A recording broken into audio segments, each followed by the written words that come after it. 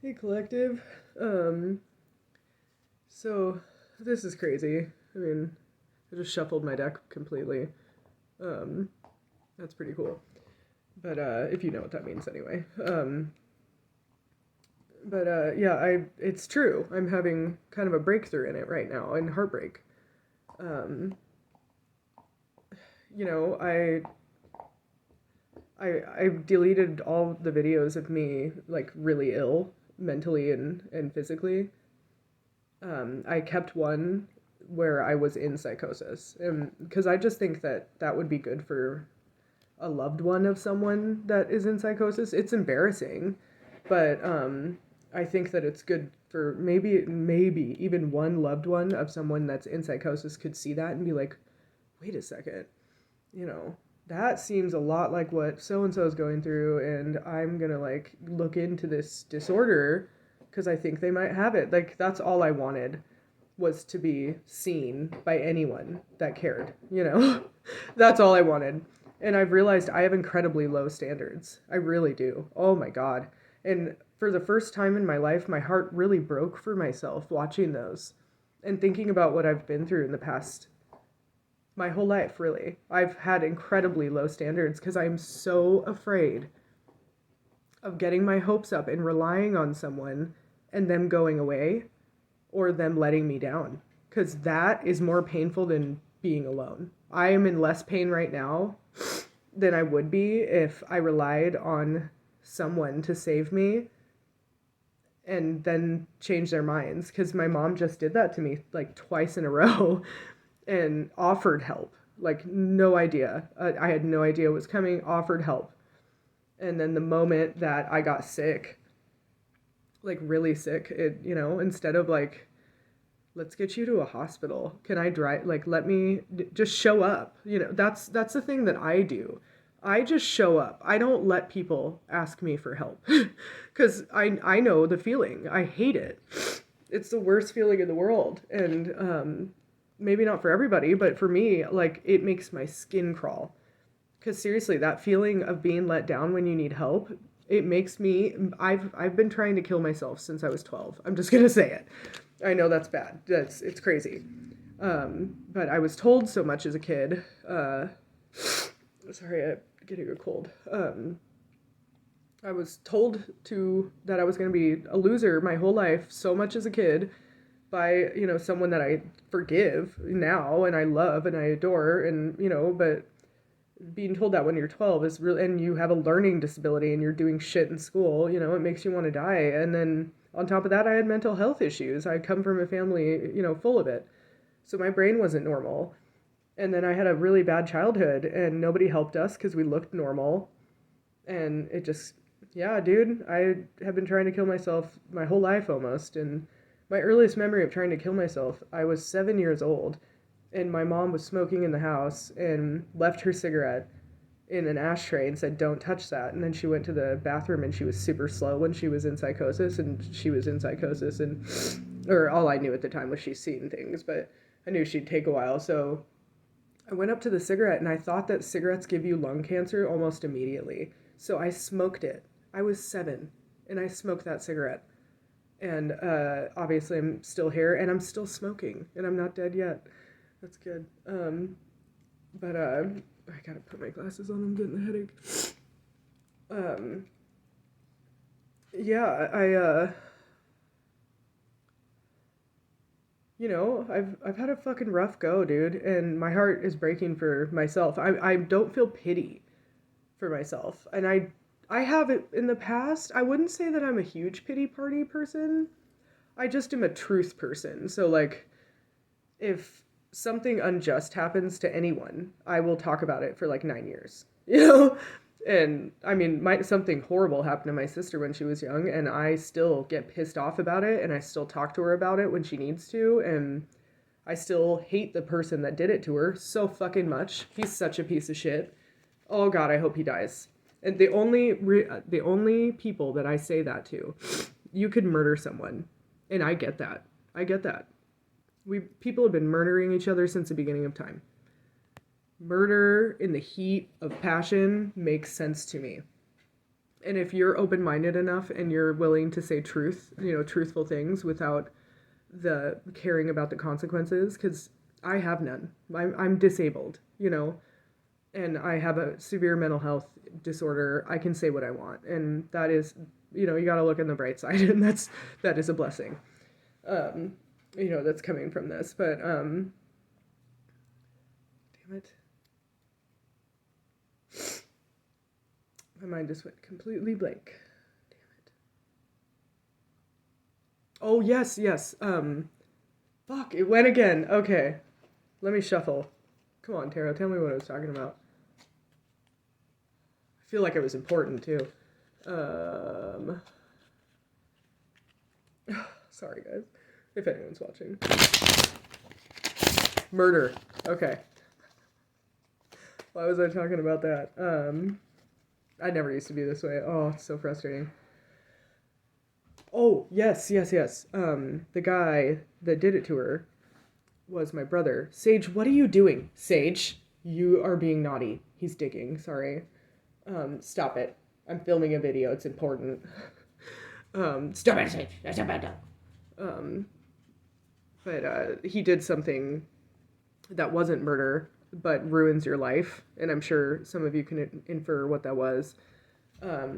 I think they should all just be publicly shot and do everyone in society a favor, and I don't see why that's wrong. You cannot tell me that that's cruel and unusual. It is not. Because with cruel and unusual punishment, you have to weigh what they did to what we're doing back. So I did a paper on cruel and unusual punishment pertaining to Megan's Law for sex offenders. And I had to do both sides. And it was so hard to write the other side that I disagreed with, not because I disagreed with it. I can entertain any idea, because that's like something I do a lot, because I believe that you're only intelligent. And I value intelligence, like I do. I do. And you're only intelligent if you can entertain every idea that you hear without adopting it.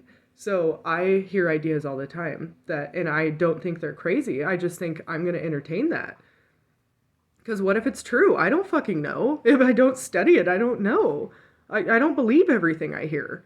I believe facts. And the great Ben Shapiro once said, and I don't care if you like him or not, I'm pagan and I quote Brene Brown all the time. And she's a Christian. A hardcore Christian. Like, she writes, like, some psycho shit, stuff that offends me even, and some weird stuff. She's very Christian. I'm pretty sure she's Pentecostal. I might be wrong, but she's a hardcore Christian. My dog is so stupid. I love him. Oh my god, he's dumb. He's playing with a penguin. But so I don't care what you think, and this is an example. Even if you don't like Ben Shapiro, or if you don't like Brene Brown, I don't like Brene Brown, but she has some genius quotes that I think about every single day. Pain demands to be heard. That is one of I love that. It's so simple. You could say it in a million different ways, but it's just simple to the point, and I can remember it. So I love that. And that doesn't mean I have to like her, But Ben Shapiro, yeah, he says facts don't care about your feelings. And that is a genius quote. It's been said a million different ways. He said it simply, and I have to do simple things these days to remember stuff. So, everyone's always talking shit about him, and I'm like, because he disagrees with you? Because he has different belief system? Because he grew up Jewish? And then, like, everyone these days is like, oh, I'm anti-religion, and you can't teach that in class, and you can't do this, you can't do that. I'm a pagan. We should be teaching kids some type of spirituality. Not all kids grow up believing in Jesus or Allah or, God, like the old God in Jewish culture, and I believe in the oldest of gods. That's what I believe in. But Jesus doesn't offend me. I agree. It should be neutral. It shouldn't be anyone's, not just cutting it out completely. Are you kidding me? Why would you take that from a human being? Spirituality gives you meaning in your life. If I didn't have spirituality, and I've explained just a tiny bit of my life, do you think I'd live it anymore? Come on. the moment my son turned 18, I would be fucking off, dude. I would have killed myself a long time ago if this wasn't worth it. I got my spiritual gifts, through helping people. God blessed me, Spirit blessed me because I helped people for so long, and I threw every ounce of myself into every person I helped. Everything I had went into those people. Like I'm getting chills even thinking about my old patients. It's just everything I had, I would put into these people because I knew I had extra. There's something about me. I don't know if it's because I'm a Cancer or if I just have like an unusual amount of spiritual gifts, but everyone's always told me, you have a light. You are special. Everyone that was authority, had authority over me once I turned like 18 and on. When I was with my family, it was not good. But people, my professors, bosses, mentors, they would just, like, I've had people pull me to the side and say, there is just something about you, and I want to let you know, don't ever let somebody take it from you. Stuff like that. I don't think that happens to everybody. And not everybody can have the same spiritual gifts, and thank God I have something, because it stopped me from killing myself so many times. I was like, everyone says I'm special, and I do not see it. I don't see it. If I was special, none of this would be happening. But my spirituality told me that it's happening because I'm special. I have to struggle. I have to know true suffering in order to do whatever it is Spirit wants me to do later on. And I don't know what it is. I have no fucking clue. I hope it's helping people, but I don't know. I don't know. I could be shoveling donkey shit and find meaning in it because Spirit put me there. I truly feel that way. And if I didn't have my spirituality, I wouldn't feel that way. I would be thinking my life is shoveling shit. And at one point in my life, it was getting shit thrown at me. That happens at hospitals all the time. Like, no big deal, dude. We used to put people in onesies and they'd somehow find a way. And do you really think I'd love that job so much if I didn't? How many nurses have you met that want to fucking die and you can see it on their face? That's why I quit that industry.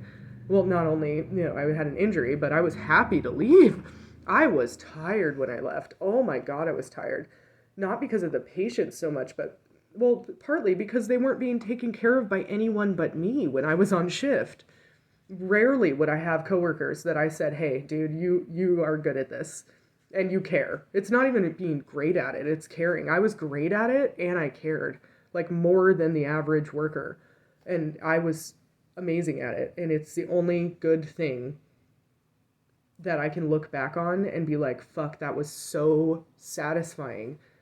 So satisfying spiritually. It filled me up. It filled my cup, and my mom likes to say that my cup is always empty and leaking and stuff. And I'm like, no, dude, I can't live in the pointless. I can't. There's something about it. Like, if you want to talk about, this happened and, and I say something like, well, what does that mean to you? Oh, I don't know. Like those types of people I can't be around. Simple people, they hate me. They hate me because I want to find the meaning in things. I am philosophical. If I was alive, in 800 BC in Greece, I would be the first female philosopher that came out and started yelling in the streets. Like, honestly, and I'm related to Lady Godiva. Like, that's in my bloodline. So, I really think that I'm put here to do something with my suffering. So I'm not so upset that I have it. Like, my family, they couldn't go through what I've gone through in the past 3 months. There's absolutely no way. And I think they'd admit that. I really do. So, he's burying his penguin in the chair. That's pretty cute. Sage, what are you doing? Oh, he doesn't even look guilty. He usually does. He's pretty cute. Just saying. Okay. I might not... Oh, whoa. I'm not gonna totally read this out loud. Whoa. I got the High Priestess reversed. I got the Queen of Wands.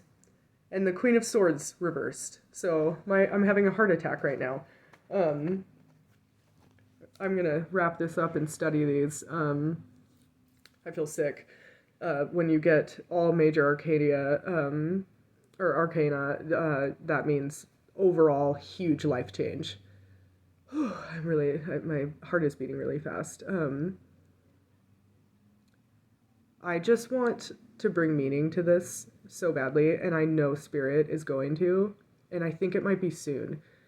And whatever it is, whether it's me losing my life or and martyring somehow, like my death meant something to people and changed people's lives, something like that, or if it meant and I'm not saying like hurting myself or no, I'm not saying that. I'm saying like, what if I was able to, get killed by a serial killer and be the only one of 30 women that was able to leave something behind and he didn't go on to kill 50 more or something like that. I'm not saying I'm going to hurt myself, but or maybe I'll be a spiritual leader or I don't know. Maybe I'll do tarot at the circus and like do 2 tarot readings in a 6-month period, and one of them one person that shows up really needed it, and somehow I saved their life or their path or something. That would be worth it to me. What if I could change one more person's life? I cannot tell you how much that would mean to me.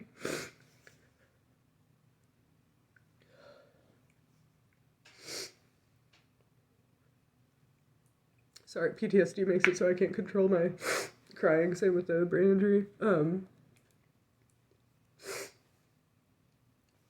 Yeah, that would. Yeah, I can't even talk about it. All right, collective. I'm gonna study some tarot, and I will see you another time.